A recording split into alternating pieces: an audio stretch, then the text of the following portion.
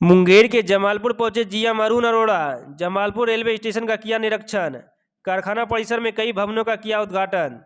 दरअसल special train से rail महाप्रबंधक अरुण अरोड़ा जमालपुर पहुंचे। इस दौरान उन्होंने जमालपुर रेलवे स्टेशन का निरीक्षण किया। इसके बाद उन्होंने रेल इंजन कारखाना के नवनिर्मित आरपीएफ के सहायक सुरक्षा आयुक्त कार्यालय, बैगेन press conference hall, park, solar light कार्यालय, धारा एरी डेज तथा कैंप में नवनिर्मित भवन का उद्घाटन किया, जबकि उन्होंने मंडल नगर अभियंता कार्यालय का शिलान्यास भी किया। इसके बाद प्रेस वार्ता के दौरान उन्होंने कहा कि वर्तमान परिवेश में विभिन्न रेल मंडल में एक नई गति दी गई है। यही कारण है कि आज रेलवे अपने विभिन्न विभागों में अव्वल हो रहा है। रेल इंजन कारखाना जमालपुर में नई तकनीकी से कार्य चल रहा है तथा उत्पादन क्षमता में एक कीर्तिमान हासिल कर लिया है। रेल कारखाना में इस वर्ष 500 वैगन निर्माण का लक्ष्य रखा गया है, जो आसानी से पूरा हो जाएगा और कारखाना के लिए एक बड़ी मिसाल होगी। उन्होंने कहा कि कारखाना के विभिन्न स्वरूपों के कार्य में तेजी आई है, जिस कारण से उत्पादन क्षमता में बढ़ोतरी हो गई है। वहीं 140 टन केन निर्माण का दर्जा हासिल करने के बाद अब 175 टन केन कारखाना में ही निर्माण करने की प्रक्रिया चल रही है। इसमें थोड़ा वक्त लगेगा, लेकिन निश्चित रूप से 175 टन के निर्माण का कार्य होगा। कारखाना में जेक का निर्माण होता है। यह कारखाना के लिए बहुत बड़ी उपलब्धि है। इसके साथ साथ ट्रेनों का परिचालन बेहतर हो, इसके लिए कई महत्वपूर्ण कदम उठाए गए हैं। वर्ष 2026 तक मालदा डिवीजन के रेलवे ट्रैक का आधुनिकीकरण हो जाएगा। इससे रेलवे ट्रैक पर 160 किलोमीटर की गति से ट्रेन दौड़ेगी।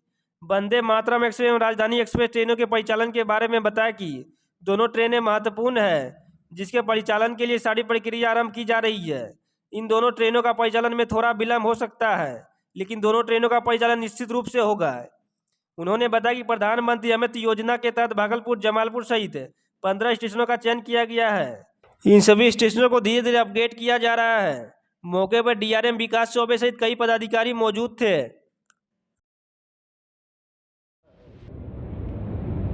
पहले तो वंदे भारत एक आई, हावड़ा से नीलगंज आई। 2 वंदे भारत और आज आने का प्लान है, जो कि पुरी से भी आएगी और रांची से भी आएगी। ठीक है, उनका भी प्लान है। जिस दिन उनकी सैंक्शन आएगी तो वो भी आएंगे। और ईस्ट सेंट्रल रेलवे में भी, जो कि बिहार को मेनली कवर करता है, इसमें भी 100% वंदे भारत आएगी। हम निश्चिंत रहें। ये तो हो गया वंदे भारत। अब आएगा राजधानी पे। राजधानी के लिए जितना हम प्रयास कर सकते थे, हमने उसको क्लियर करा दिया। अगरतला राजधानी बोर्ड के पास एक्शन के लिए पड़ा हुआ है। हमें विश्वास है कि एक अपॉर्चुन टाइम, बिकॉज बोर्ड को एक होलिस्टिक व्यू लेना पड़ता है।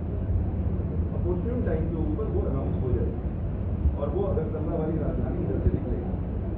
मेरे भी दिल में बड़ी ख्वाहिश है कि यहाँ पर राजधानी से कभी दोबारा भी मैं आऊँ, यहाँ पर राजधानी से दिल्ली से आना है या कहीं और से आना है, तो राजधानी यहाँ पे चाहिए, वो मिलेगी आपको, बट अपॉर्चुन टाइम पे मिलेगी। तो देखते हैं पूरा का पूरा।